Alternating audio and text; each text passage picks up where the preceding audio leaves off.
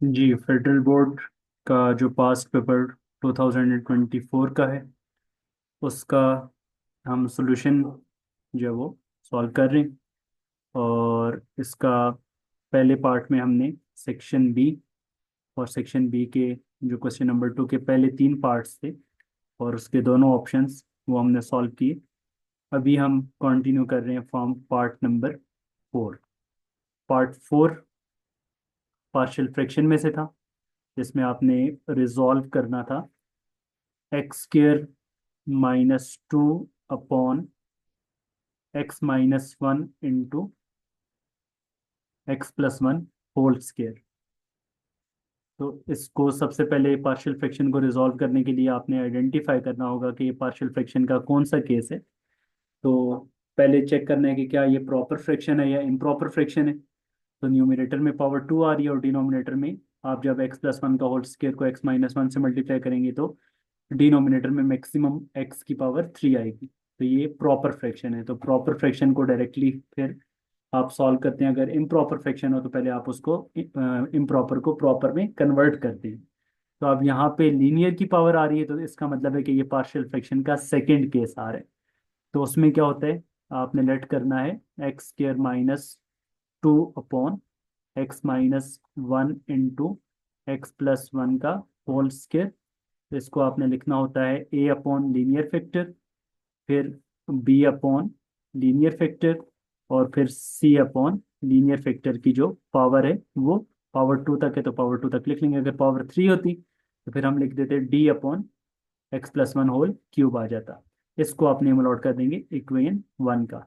Second step में फिर हमने क्या करना होता है, फ्रैक्शन खत्म करनी होती है। तो आप क्या करेंगे, multiply both sides by x - 1 into x+1 का होल स्क्वायर। इसके साथ आप मल्टीप्लाई कर लेंगे तो लेफ्ट हैंड साइड पे हमारे पास आ जाएगा x² - 2 और राइट हैंड साइड में a के साथ बच जाएगा x+1 का होल स्क्वायर बच जाएगा, b के साथ x - 1 और एक x+1 बच जाएगा, जबकि c के साथ x+1 होल स्क्वायर कैंसिल हो जाएगा और x - 1 बचेगा। इसको आप नेम अलॉट कर देंगे इक्वेशन नंबर 2 का।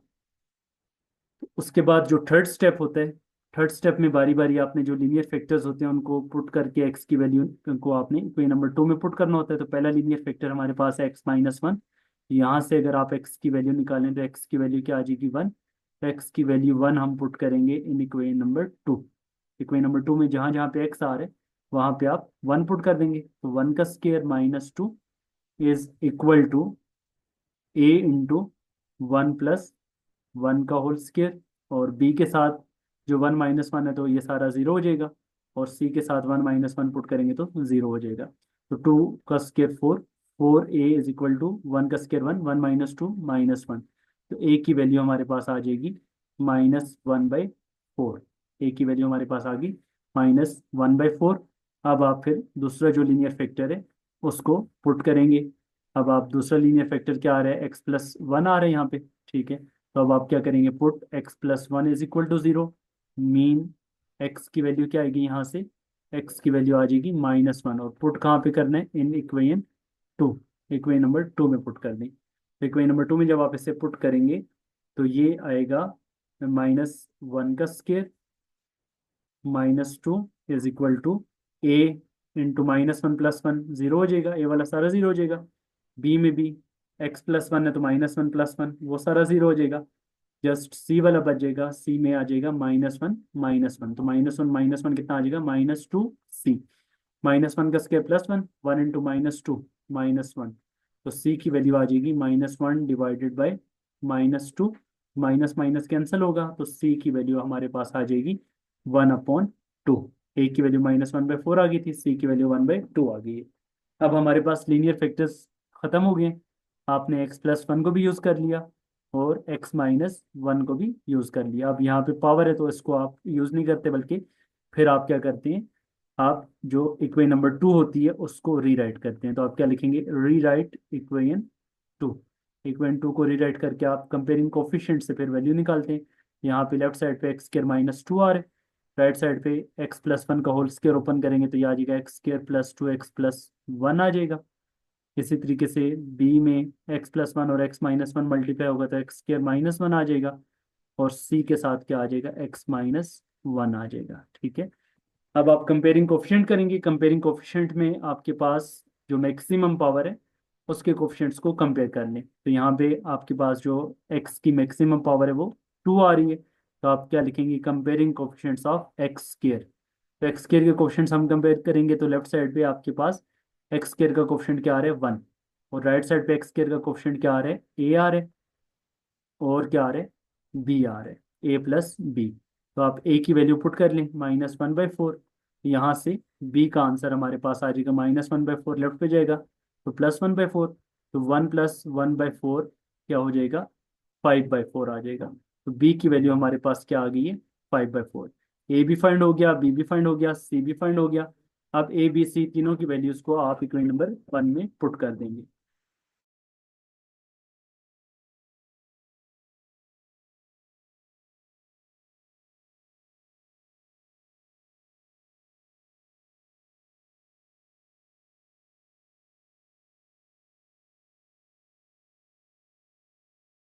ये तीनों वैल्यूज ए बी सी की तीनों वैल्यूज आप इक्वेशन 1 में पुट कर रहे हैं तो ये आपके पास आ जाएगा x² - 2 upon x-1 into x+1 का whole square is equal to a/x-1। a/x-1 का मतलब है -1/4 इंटू x-1, और b/x+1 का मतलब है 5/4 इंटू x+1, और c क्या आ गया, c हमारे पास +1/2 आ गया था, तो +1/2 इंटू x+1 का होल स्क्वायर। ये हमारे पास पार्शियल फ्रैक्शन का जो सेकंड केस था उससे आपने ये जो पेपर में पार्ट नंबर 4 आया हुआ था उसको इस तरह से रिजॉल्व कर सकते हैं। और पास्ट पेपर्स बहुत ही इंपॉर्टेंट होते हैं, आपको पता है कि अक्सर क्वेश्चन इसी तरह के ही रिपीटेडली आ रहे होते हैं। तो ये सेकंड केस में जस्ट थोड़ा बहुत चेंज आ जाएगा, तो इसी से रिलेटेड इस साल 2025 के अंदर भी इसी तरह का कोई सवाल आने के चांसेस हैं। पार्ट 4 का जो सेकंड ऑप्शन में इसके साथ चॉइस में आया हुआ था वो भी बड़ा ही आसान सा पार्ट था।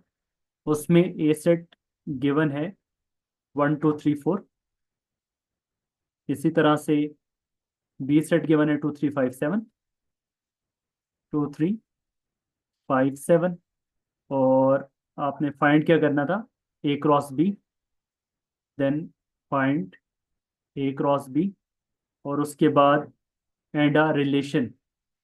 उस ए क्रॉस बी में से आपने एक रिलेशन फाइंड करना है, और वो रिलेशन ऐसा हो जो इस कंडीशन को सेटिस्फाई कर रहा हो, मतलब ऑर्डर पेयर की फॉर्म में हो। एक्स ए से बिलोंग करना चाहिए, वाई बी से बिलोंग करना चाहिए, और आपने ऑर्डर पेयर में ऐसे एलिमेंट्स लिखते हैं जिसमें वाई कोऑर्डिनेट या वो एक्स कोऑर्डिनेट से क्या हो, लेस हो। बहुत ही आसान सा ये पार्ट था। तो आपने सबसे पहले ए क्रॉस बी फाइंड कर लेने, कार्टेशियन प्रोडक्ट फाइंड करने का मेथड 1 2 3 4 को आपने मल्टीप्लाई करना है 2 3 5 7 के साथ। मल्टीप्लाई करने के लिए आप Cartesian product order pair form में लिख लेंगे 1,2, इसी तरह से 1,3, 1,5, 1,7, 2,2, 2,3, 2,5, 2,7, और इसी तरीके से 3,2, 3,3, 3,5, 3,7, इसी तरीके से 4,2, 4,3, 4,5, और लास्ट पे 4,7। तो ये हमारे पास सारे के सारे ऑर्डर पेयर्स आ जाएंगे ए क्रॉस बी। उसके बाद अब इसमें से आपने रिलेशन सेलेक्ट करना है कि ऐसा रिलेशन जिसमें वाई कोऑर्डिनेट एक्स कोऑर्डिनेट से क्या हो, लेस हो। तो वाई कोऑर्डिनेट एक्स कोऑर्डिनेट से लेस हो, उसमें सबसे पहले आपके पास कौन सा आ जाएगा, वाई कोऑर्डिनेट जो है वो एक्स कोऑर्डिनेट से लेस हो, सबसे पहले ये वाला आ जाएगा 3,2। यहाँ पे आपको नजर आ रहा है कि एक्स की वैल्यू, एक्स कोऑर्डिनेट की वैल्यू 3 है, वाई कोऑर्डिनेट की 2 है, तो वाई कोऑर्डिनेट जो है वो एक्स से लेस है। और कौन सा आ जाएगा जिसमें वाई कोऑर्डिनेट जो है एक्स कोऑर्डिनेट से लेस हो, उसमें आ जाएगा 4,2 आ जाएगा, तो वो आप लिख लेंगे 4,2। इसी तरीके से 4,3 3 आ जाएगा, ये भी क्योंकि वाई कोऑर्डिनेट जब एक्स कोऑर्डिनेट से लेस आ रहा है, तो ये 3 ऑप्शन आ जाएंगे। ठीक है, तो आपने रिलेशन की जो कंडीशन गिवन होती है उसको फॉलो करते हुए वो रिलेशन फिर आपने बताना होता है जो आपने यहाँ पे बता दिया। फेडरल बोर्ड का 2024 का मैथमेटिक्स का पेपर हम सॉल्व कर रहे हैं। फर्स्ट 4 पार्ट सॉल्व करने के बाद अभी हम जो फिफ्थ पार्ट है वो सॉल्व कर रहे हैं। फिफ्थ पार्ट में आपके पास ये भी चैप्टर नंबर 5 में से आया हुआ था। ए सेट है 1 से लेकर 7 तक एलिमेंट्स गिवन है। इसी तरीके से जो बी सेट है उसमें 2 से लेकर 8 तक इवन नंबर्स हैं। और जो सेट सी है उसमें 1 4 7 8 है। इसमें आपने वेरीफाई करना था A union B union C is equal to A union B union C, and this property is called associative property. तो आपने लेफ्ट हैंड साइड सॉल्व करेंगे। लेफ्ट हैंड साइड में पहले आप बी यूनियन सी सॉल्व करेंगे। B के elements आ गए 2 4 6 8 और सी के एलिमेंट्स आ गए 1 4 7 8। ठीक है, यूनियन को सॉल्व करने के लिए आप कंबाइन करके एलिमेंट्स लिख देते हैं, तो ये आ जाएंगे आपके पास 1 2 4 6 7 एंड 8। फिर आप ए के साथ इसका यूनियन लेंगे, A union B union C. A आपके पास आ गया 1 2 3 4 5 6 7, और इसके साथ जो बी यूनियन सी का आंसर आया वो आप लिखेंगे 1 2 4 6 7 एंड 8। अब इनको यूनियन जब आप लिखेंगे कंबाइन करके लिखेंगे 1 2 3 4 5 6 7 एंड 8। ये हमारे पास लेफ्ट हैंड साइड सॉल्व होगी। सेम इसी तरह से राइट हैंड साइड भी आप सॉल्व करेंगे। राइट हैंड साइड में पहले ए यूनियन बी, क्योंकि ब्रैकेट ए यूनियन बी के अराउंड आ रही है, तो ए यूनियन बी आप सॉल्व करेंगे तो 1 2 3 4 5 6 7। इसका आप यूनियन लेंगे बी सेट के साथ, और बी में हमारे पास आ रहा है 2 4 6 एंड 8। तो अब यूनियन में आप इनको कंबाइन करके लिख लेंगे तो ये 1 2 3 4 5 6 7 एंड 8 आ जाएगा। और फिर आप ए यूनियन बी का यूनियन लेंगे सी के साथ, उसके लिए ए यूनियन बी का आंसर आप लिख लेंगे 1 2 3 4 5 6 7 8। और यूनियन सी, सी सेट है हमारे पास 1 4 7 8।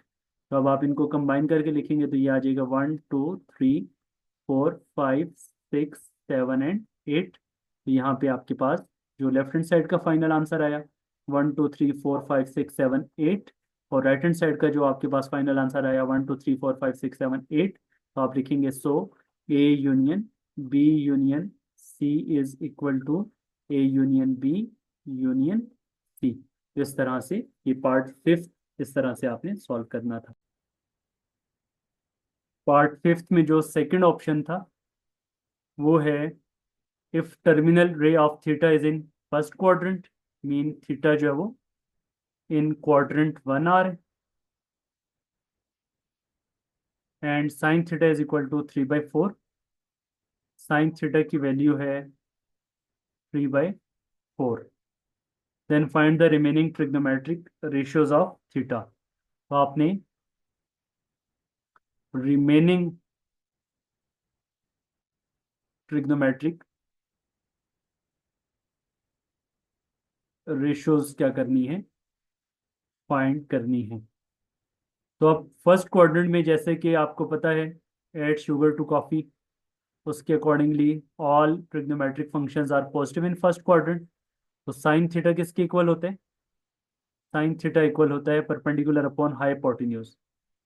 तो परपेंडिकुलर की वैल्यू हमारे पास आ जाएगी 3 और हाइपोटेन्यूज आ जाएगा 4। तो बाय पाइथागोरस थ्योरम हाइपोटेन्यूज का square is equal to perpendicular का स्क्वायर प्लस बेस का स्क्वायर। तो आप फाइंड कर लेंगे बेस की वैल्यू, तो 16 is equal to 9 plus base का square. 16 minus 9 is equal to 7। तो 7 का जब आप अंडर रूट अप्लाई करेंगे तो बेस के दो आंसर आएंगे, एक प्लस में आएगा एक माइनस में आएगा। आप प्लस वाला कंसिडर करेंगे since theta is in quadrant one, क्योंकि फर्स्ट क्वाड्रेंट में बेस और परपेंडिकुलर दोनों पॉजिटिव होते हैं, जबकि सेकंड, फर्स्ट में आपके पास बेस और परपेंडिकुलर दोनों पॉजिटिव है, जबकि सेकंड में बेस नेगेटिव होती है, परपेंडिकुलर पॉजिटिव होता है, थर्ड में दोनों नेगेटिव होते हैं, बेस और परपेंडिकुलर, और फोर्थ में बेस पॉजिटिव होता है और परपेंडिकुलर नेगेटिव होता है, जबकि चारों क्वाड्रेंट्स में हाइपोटेन्यूज हमेशा पॉजिटिव ही होता है। तो अब अगर आपके पास परपेंडिकुलर, बेस और हाइपोटेन्यूज तीनों फाइंड हो जाएं, तो अब आप कोई भी ट्रिग्नोमेट्रिक रेशियो फाइंड कर सकते हैं। जैसे साइन थीटा गिवन है, तो साइन थीटा का रेसिप्रोकल होता है कोसेकेंट, तो कोसेकेंट होता है हाइपोटेन्यूज अपॉन परपेंडिकुलर, तो हाइपोटेन्यूज की वैल्यू 4, परपेंडिकुलर की वैल्यू 3। इसी तरह कॉज होता है बेस अपॉन हाइपोटेन्यूज, बेस हमारे पास आ गया √7 और हाइपोटेन्यूज गिवन है 4।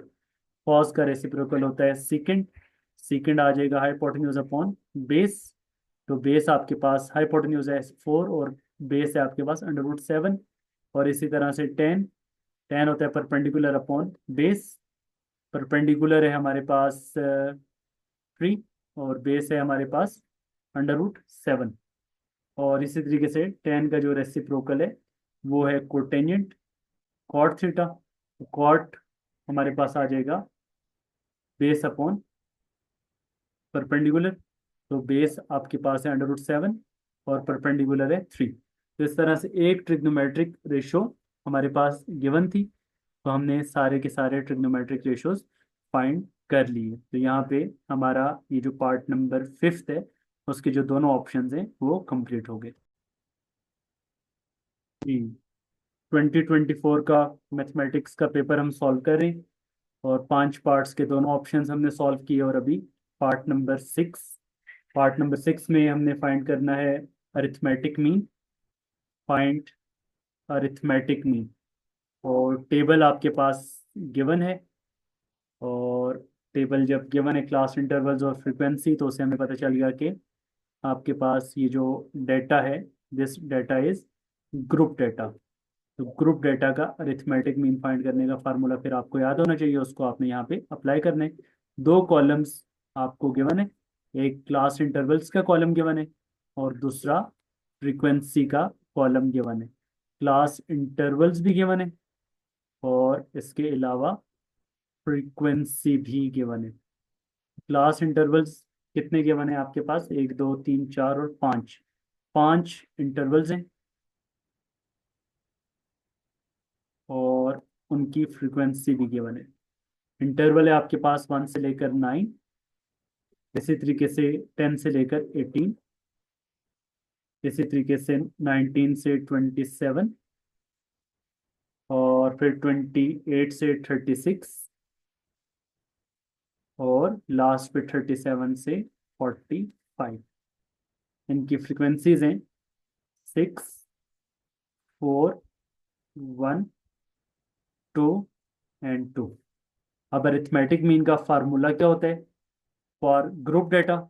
अरिथमेटिक मीन इक्वल होता है sum of F X divided by sum of F. ठीक है, तो एफ का कॉलम है, हमें दो मजीद कॉलम रिक्वायर्ड होंगे, एक हमें एक्स का कॉलम रिक्वायर्ड होगा, और एक्स किसको बोलते हैं, मिड मिड वैल्यू को या मिड पॉइंट को, वो आप फाइंड करेंगे, और फिर एफ और एक्स को आपस में मल्टीप्लाई कर लेंगे। ठीक है, और फ्रीक्वेंसी का सम चेक कर लेंगे कितना आ रहा है, 6 4 10 11 13 और 15। सम ऑफ फ्रीक्वेंसी हमारे पास आ रहा है 13। मिड वैल्यू 1 और 9 की मिड वैल्यू दोनों को ऐड करके 2 पर डिवाइड कर दें, तो 1 + 9 10, 10 डिवाइड बाई 2 5। इसी तरीके से 10 और 18 28 डिवाइडेड बाई 2 कितना आ जाएगा 14। 19 + 27 डिवाइडेड बाई 2, ये कितना आ जाएगा आपके पास 46/2 23।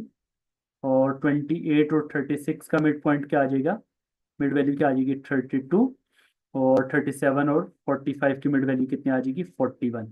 अब फ्रीक्वेंसी और इस एक्स को आपस में मल्टीप्लाई करते जाएं, 6 × 5 कितना आ जाएगा 30, 14 × 4 कितना आ जाएगा 56, 23 × 1 23, 32 × 2 64, 41 × 2 82।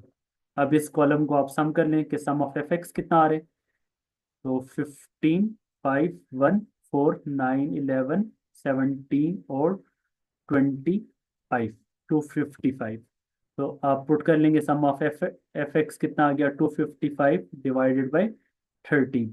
इसको फिर जो भी डेसिमल में आपके पास इसका आंसर आ रहा है 255/13, तो वो डेसिमल में आप लिख लेंगे। तो ये आपका पार्ट 6 का जो पहला ऑप्शन है वो इस तरह से आप सॉल्व कर लेंगे। जी, पार्ट 6 का जो सेकंड ऑप्शन है वो पार्शियल फ्रैक्शन से था। Resolve 20/x-3 into x square plus 1।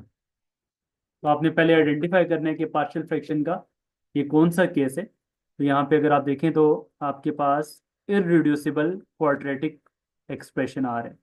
Irreducible quadratic expression अगर हो तो इसका मतलब है कि पार्शियल फ्रैक्शन का थर्ड केस है। ठीक है, उसकी अगर होल पावर आपके पास ना हो, होल पावर 2 या 3 आ जाएगी तो फिर आपके पास वो फोर्थ केस आ जाएगा। तो यहाँ पे ये आपके पास केस 3 आ रहे हैं।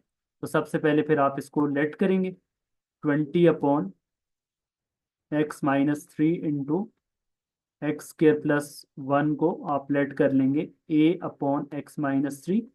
और क्वाड्रेटिक फैक्टर के लिए फिर आप इसको लिख लेंगे bx+c/x² प्लस 1। सेकेंड स्टेप में फिर फ्रैक्शन खत्म करते हैं। तो उसके लिए आप मल्टीप्लाई करेंगे, जो डिनोमिनेटर में है तो a के साथ क्या बच जाएगा, x² प्लस 1 बच जाएगा, और bx+c के साथ क्या बच जाएगा, x-3 बच जाएगा। और इसे हम इक्वेशन नंबर 2 का नेम नोट कर देंगे।